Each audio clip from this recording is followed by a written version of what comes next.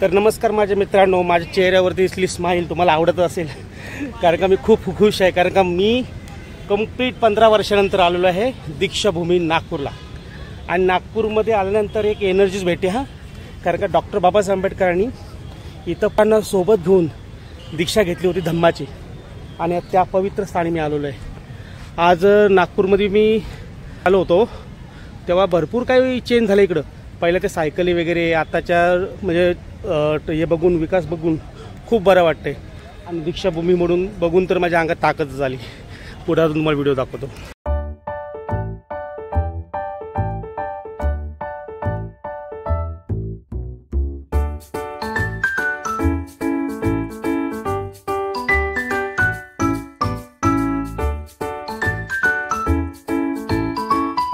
तर मित्रांनो, बऱ्याच वर्षानंतर दीक्षाभूमीला आलो आम्ही दादासोबत. हे आमचे अमित दादा आहेत. अमित दादा, तुम्हाला कसं वाटतं इकडे येऊन? खूप आनंद. शेवटी जिथं डॉक्टर बाबासाहेब आंबेडकरांनी जी दीक्षा घेतली आणि या दीक्षेमुळं आज आम्ही पोहोचलो. आणि आमच्यावर जो अन्याय अत्याचार पहिले चालायचा त्याच्यासाठी डॉक्टर बाबासाहेब आंबेडकरांनी तिथं दीक्षा घेतली आणि या दीक्षेमुळे आज आम्ही सर्व इथून आलेलो आहोत. आणि आज खरं आम्ही धन्यवाद देऊ इच्छितो की आपल्या पनवेल विधानसभेचे आमचे आमदार प्रशांत ठाकूर साहेबांचे, कारण की आज त्यांच्यामुळं आज आमच्या सर्व कार्यकर्त्यांना इथं दीक्षाभूमीचं दर्शन घेता आलं. नागपूरला आज एक बैठक होती, विवेक विचार मंचाची सामाजिक न्याय परिषद होतं, त्यासाठी आम्हाला सगळं पाठवलं होतं त्यांनी. आणि ती सामाजिक न्याय परिषद झाल्यानंतर आज आम्ही दीक्षाभूमीचे इथे आलेलो आहोत. खरंच आम्ही आलेले सर्व कार्यकर्ते माननीय आमदार प्रशांत ठाकूर साहेबांचे आभारी होते. तर त्यांच्यामुळं आम्हाला आज दीक्षाभूमीबद्दल आम्हाला पाऊल ठेवतात. नक्कीच आपण या आता ऊर्जाभूमीवरती आलेलो आहे. आणि मी आता जाणून घेतो अविनाश गायकवाड दादांकडनं, तर तुम्हाला इथे जाऊन कसं वाटतं? जे डॉक्टर बाबासाहेब आंबेडकर यांनी आपल्याला 1956 जी दीक्षाभूमी दिली, त्या पावनभूमीला आज नागपूर इथे मी पहिल्यांदा तिथे आलेलो आहे. त्या पावनभूमीला अभिवादन करण्यासाठी आज पनवेलवरून आपण सर्व सहकारी आपले नागपूर या ठिकाणी आलेले आहे. आणि बऱ्याच वर्ष ऐकत होतो नागपूरला दीक्षाभूमीला गेल्यानंतर जो मनाला समाधान वाटते, खऱ्या अर्थाने आज इकडं आल्यानंतर जो काही समाधान लाभला आहे, नक्कीच डॉक्टर बाबासाहेब आंबेडकरांनी ज्या पावनभूमीला स्पर्श केलं, भूमीच्या दीक्षाभूमीला वंदन करताना खूप आनंद व्यक्त होतो आहे. तर बाबासाहेबांनी आपल्याला जो धर्म दिला, शांततेचा गौतम बुद्धांच्या माध्यमातून, तिथं आल्यानंतर खूप आनंद वाटतो. तर आम्ही सर्व मिळून परत एकदा पनवेलचे आमदार प्रशांत ठाकूर यांचा मनापासून आभार व्यक्त करतो. आणि तुम्हाला तर पुढे व्हिडिओमध्ये दाखवायचा प्रयत्न करेन की दीक्षाभूमीला किती डेव्हलपमेंट झालेलं आहे. मी स्वतः बऱ्याच वर्षानं आलेलो आहे, मला दाखवलं वाटतंय. तुम्ही माझ्यासोबत असेच व्हिडिओमध्ये राहा. तो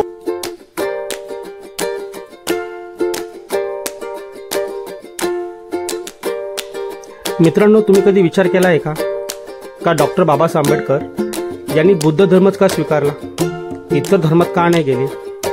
याचं कारण तुम्ही शोधाच.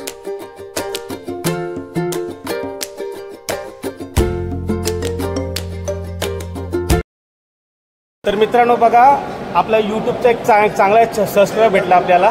त्यांचं नाव राजेश पवार आहे आणि हे आपल्या कोकणातूनच आलेले आहेत. आणि ते मला वाटतं कार्यक्रमासाठी आले ते कार्यक्रमासाठी आले आणि भेटून खूप बरं वाटतं. साहेब, तुम्हाला काय सांगता येईल दीक्षाभूमीसाठी? खूप छान बदल झालेला आहे. मन प्रसन्न वाटतंय दीक्षाभूमी बघितल्यानंतर. सर्व जगातलं सुख जर कुठे असेल तर इथंच आहे. क्या बात आहे. धन्यवाद चॅनल सबस्क्राईब केल्याबद्दल. आम्ही नागपूरला काल संध्याकाळी आलो होतो. रात्र भरपूर झाली होती, त्याच्यामुळं मला इकडे दीक्षाभूमी रात्री रस्त्यावरून जाता दिसली. आमच्या सोबत जे होते त्या लोकांना मी सांगितलं की आपल्या दीक्षाभूमीचं दर्शन घ्यायला झालं तर आमचा दिवसभराचा कार्यक्रम आटपून आम्ही दीक्षाभूमीच्या दर्शनाला आलो. आणि खरंच इथे वेगळीच एनर्जी भेटल्या.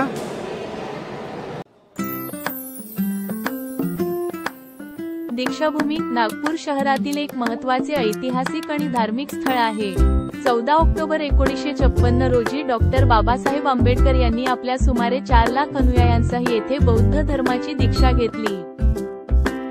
दीक्षाभूमीचा इतिहास. 1. दीक्षाभूमी नागपूर शहराच्या नैऋत्येस सुमारे 5 किलोमीटर अंतरावर आहे. 2. 1956 मध्ये डॉक्टर बाबासाहेब आंबेडकर यांनी याच ठिकाणी बौद्ध धर्माची दीक्षा घेतली आणि त्यांच्यासोबत त्यांच्या अनुयायांनीही बौद्ध धर्म स्वीकारला. 3. या घटनेमुळे या जागेला दीक्षाभूमी असे नाव मिळाले. आणि 4. कालांतराने येथे एक भव्य स्तूप उभारण्यात आला, ज्याला धम्मचक्र स्तूप असेही म्हणतात. दीक्षाभूमीचे महत्त्व. 1. दीक्षाभूमी हे बौद्ध धर्मावलंबियांसाठी एक पवित्र स्थळ आहे. 2. येथे दरवर्षी लाखो लोक भेट देतात, विशेषतः बौद्ध धम्म दिन, अशोका विजयादशमी आणि आंबेडकर जयंतीला. 3. दीक्षाभूमीला भेट दिल्याने लोकांना प्रेरणा आणि ऊर्जा मिळते असे सांगितले जाते. आणि 4. येथील स्मारकाचा 120 फुटांचा घुमट डॉम खूप आकर्षक आहे.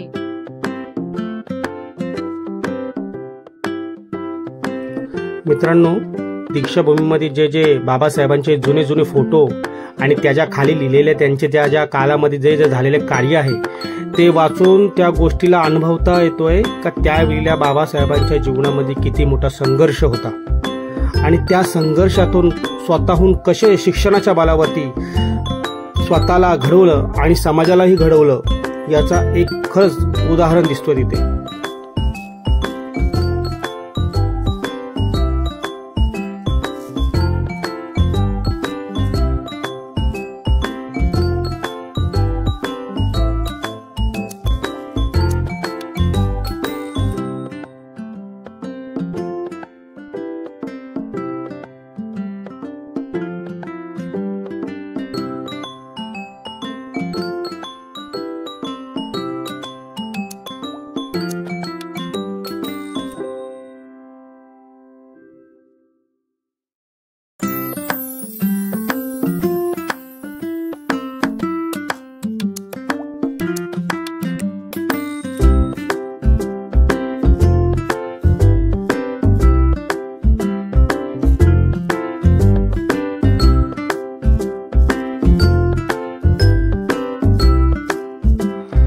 जसे डॉक्टर बाबासाहेब आंबेडकर पूर्ण होणे नाही तशीच माता रमाई पूर्ण होऊ शकत नाही, कारण का जो त्याग समाजासाठी माताने दिलेला आहे ते आता कोणती स्त्री देऊ शकत नाही. धन्य माता रमाई, धन्य माता रमाई, जय भीम. तर अशा प्रकारे दीक्षाभूमीचा आतमधला जेवढा दृश्य दाखवता येईल मी दाखवायचा प्रयत्न केलेला आहे. आमच्यासोबत माझे काही पोलीस निरीक्षक मित्रांचे वडील आहेत. माझ्या मित्राचे वडील माणसं म्हणजे माझी यांची मुलं माझे मित्रच आहेत. तर तुम्हाला कसं वाटतं इकडे? छान आहे, एकदम जबरदस्त. तुम्ही किती वर्षापासून आले? माझं दुसरं वर्ष आहे. म्हणजे मागच्या वर्षी कधी आले? मागच्या गेल्या वर्षी आलो. अच्छा, म्हणजे तुम्हाला डेव्हलप कळलं कशी झाली कशी नाही. दीक्षाभूमीला येऊन तुम्हाला एनर्जी भेटलीच असेल. चला पुढे आपण दीक्षाभूमीचा अजून काय काय व्हिडिओ दाखवता येईल त्यावेळी प्रयत्न करू. तोपर्यंत आमच्यासोबत असेच राहा. तर दीक्षाभूमीला मला भंतीचे भेटलेले आहेत, ते तुम्हाला काहीतरी उपदेश द्यायचा प्रयत्न करतील आणि तुम्ही आत्मसात करायचा प्रयत्न करा. बोला सर. उपदेश आता थोडक्यामध्ये सांगतो. बाबासाहेबांनी 14 ऑक्टोबरला इथे दीक्षा दिली आणि घेतली. ज्या 22 प्रतिज्ञा बाबासाहेबांनी दिल्या त्या फार इम्पॉर्टंट आहे. त्याच्या दुसऱ्या दिवशी म्हणजे 15 ऑक्टोबरला बाबासाहेब तुम्हाला एक संदेश देऊन गेले सर्वांना. बाबासाहेब का म्हणाले, तुमची जिम्मेदारी मोठी आहे. तुमच्याबद्दल लोकांना आदर वाटेल, मान सन्मान वाटेल अशी तुम्ही कृती केली पाहिजे. बुद्धाचा धम्म म्हणजे मी आपल्या गळ्यामध्ये एक मडके लटकवत आहो असे समजू नका. धम्माच्या दृष्टीने भारताची भूमी सध्या शून्य आहे, म्हणून आपण उत्तम रीतीने धम्म पाळण्याचा निर्धार करा. नाहीतर महार लोकांनी बुद्धाचा धम्म निंदाजनक स्थितीत आणला असे होऊ नये, म्हणून आपण दृढ निश्चय केला पाहिजे. हे आपल्याला साधले तर आपण आपल्या देशाचा इतकेच नाही तर जगाचाही उद्धार करू, कारण बुद्धाच्या धम्मानेच उद्धार होणार आहे. तर एक गोष्ट लक्षात ठेवा, आमच्या बायांचं लग्न झालं ते पुस्तकाले ढुंकूनही पाहत नाही. माझा पहिला संदेश असे की बाबासाहेबाचे गाजलेले भाषणं, बाबासाहेबाचे भाषणं असे पुस्तक या स्त्रियांनी रोज 2-4 पानं वाचावं. तुमच्या बुद्धी, तुमच्या ज्ञानामध्ये भर पडेल आणि तुम्ही स्वतःचं कल्याण करू शकाल. अशाचमुळे तुमच्या आणि तुमच्या मुलाचं कल्याण होईल. आणि आपल्या लहान लहान मुलाकडून सुद्धा बाबासाहेबाचं भाषणं एवढीचं वाचन करा, वाचन करून घ्या, रोज वाचन करून घ्या. आणि आपल्या मुलांना बुद्ध बाबासाहेबाच्या कथा सांगा, सावित्री, रमाई, ज्योतिबाच्या कथा सांगा, त्यांना जीवनात प्रेरणा द्या. अशानं तुमचं कल्याण होईल. जय धन्यवाद बंतीजी. आपलं नाव काय? महातिस्स बंतीजी यांचे खूप खूप चांगले विचार मला आता ऐकायला भेटले नशिबाने, आणि तुम्हालाही ऐकायला भेटेल यूट्यूबद्वारे. आणि तुम्ही या आत्मसात किती घेता हे तुमच्यावरती आहे. बुद्धांचा धम्म तुम्हाला एकदम चांगला मार्गावर नेणार हीच अपेक्षा आहे. धन्यवाद.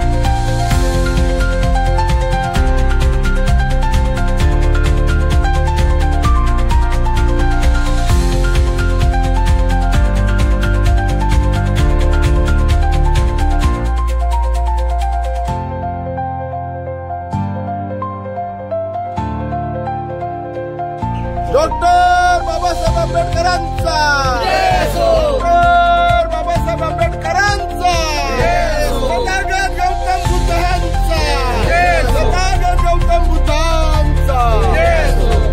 तर आता दीक्षाभूमीचं आमचं दर्शन झालेलं आहे. दर्शन घेऊन आता आम्ही पुढच्या ठिकाणी जायचा प्रयत्न करतोय. त्यामुळे आमचं काहीतरी इकडं चव्हाण साहेब मनोगत व्यक्त करतायत. जय भीम सर्वांना. आज आम्ही विवेक विचार मंचच्या माध्यमातून सगळ्या सहयोगी संघटना आणि सामाजिक न्याय परिषदेसाठी सर्व पनवेलमधून प्रशांतदादा ठाकूर, आपले अमित जाधव सर, गायकवाड साहेब, हे गायकवाड साहेब सगळ्यांनी मिळून इकडे आम्ही येण्याचं प्रस्तावना केली आणि आम्ही आलो. सामाजिक न्याय परिषदेत आम्ही सहभागी झालो आणि आज इथे दीक्षाभूमीचं दर्शन घेऊन त्याबद्दल मी सामाजिक न्याय परिषदेमध्ये सहभाग झाल्यामुळे मी पनवेलचे आपले आमदार आणि अमितजी जाधव यांचं मी विवेक विचार मंचाच्या वतीने आभार मानतो आणि त्यांनी अशीच साथ द्यावी आणि कार्यक्रम पुढे पुढे होत जावं. जय भीम. डॉक्टर बाबासाहेब आंबेडकरांचा जय असो. डॉक्टर बाबासाहेब आंबेडकरांचा जय असो.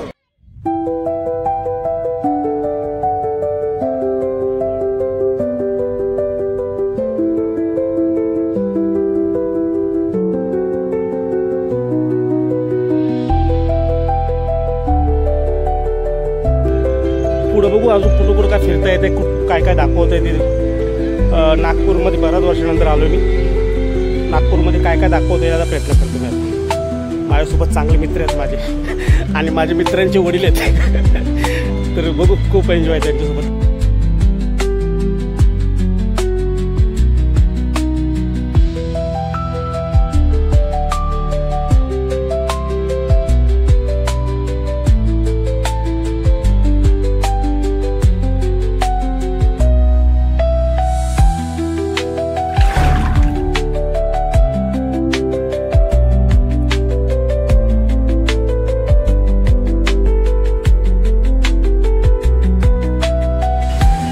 आज या तलावावरती येऊन तुम्हाला कसं वाटतं साहेब? मस्त वाटतं आणि एवढं भारी तलाव आहे, खूप मोठा तलाव आहे. मच्छीमारीवाले पण मस्त मच्छी मारतात, खूप छान एकदम. आणि तलावाविषयी थोडी काय माहिती द्याल का? नाही ना, पाहुणे म्हणून होते ते. तलाचं नाव सुद्धा सांगा.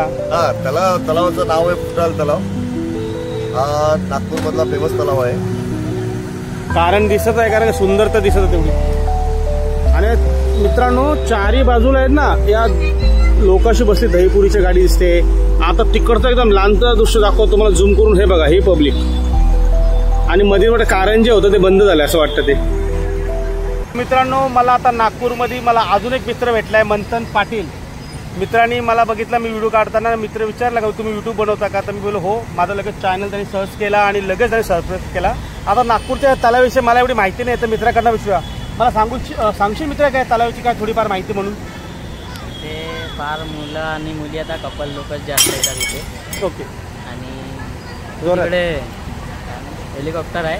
ओके. तिथली जानकारी घ्या तुम्ही, तिथली जानकारी बरोबर मिळेल. अच्छा, त्या साईडला हेलिकॉप्टर उभा आहे का? हो. म्हणजे तो उडणार आहे का असंच म्हणजे उभा केलाय? नाही असाच आहे तो. ओके. फुटाला म्हणून निशाणी आहे तिथे एक. आणि त्या फुटालावर खूप व्हिडिओ बनली आहे त्या हेलिकॉप्टरवर. ओके. तिथे काही डॅम वगैरे काही असे पाहायला बनवलं आहे लाइटिंग साठी. ओके. पण ते केव्हा ओपन होतील ते माहिती नाही आपल्याला. ओके. आणि माझ्या मित्रांना दाखील का माझं चॅनल सबस्क्राईब करायसाठी सांगा. जरूर. मित्रांनो बघा, या मित्राचा आहे का माझा चॅनल सबस्क्राईब करा, शेअर करा, कमेंट करा. अजून तुम्हाला व्हिडिओ भरपूर दाखवायचा प्रयत्न करेन. आता तर मी अर्धा महाराष्ट्र फिरलो कुठेतरी बॉडी बिल्डिंगमधनं आता शूट भेटली म्हणून. नेक्स्ट टाइम अंबाझरी या. नक्की मित्रांनी आत्ताच आमंत्रण अंबाझरीला यायचा. मी नेक्स्ट टाइम मी नागपूरला मी आता 12 वर्षानंतर आलो आहे, 10-12 वर्षानंतर. आता पुढं कधी काय माहिती नाही. मी तुझ्या कॉन्टॅक्टमध्ये आहे मित्रा. आणि तर मित्रांनो नमस्कार. आता आम्ही आहे इगतपुरीच्या इथे आणि हा जो टनल दिसतोय हा 8 किलोमीटरचा आहे. आणि आमचे ड्रायव्हर काका आहेत या 8.5 किलोमीटरचा. आणि ड्रायव्हर काका आमच्यासोबत 3 दिवस आहे. नागपूरचा प्रवास एवढा सुंदर झाला आणि काकांनी पण आम्हाला रस्त्यामध्ये एवढी चांगली माहिती दिली. त्याबद्दल आम्ही काय म्हणजे तुला सांगू शकत नाही, एवढी चांगली माहिती भेटली आहे रस्त्याच्या विषयी, जो आपण समृद्धी महामार्ग बोलतो त्याच्यावरती.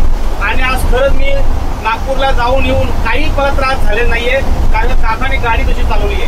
आता टनलची मजा घ्या आणि व्हिडिओची सांगायचा करतोय. तुम्ही माझ्यासोबत असेच राहा. मी भरपूर व्हिडिओ काढायचा प्रयत्न करीन. तुमचा सपोर्ट पाहिजे, तुमचा प्रेम पाहिजे. आणि सर्वांचा मी परत एकदा आभार करतो. धन्यवाद. मित्रांनो हा व्हिडिओ बनवण्याच्या मागे ज्याचा मला खूप मोठा सपोर्ट आहे ते म्हणजे पनवेलचे कार्यसम्राट माननीय श्री प्रशांतदादा ठाकूर यांचा मी मनापासून आभार व्यक्त करतो. तसेच आमचे अमित जाधव जे जिल्हा परिषदचे सदस्य आहेत त्यांचाही मी आभार मानतो.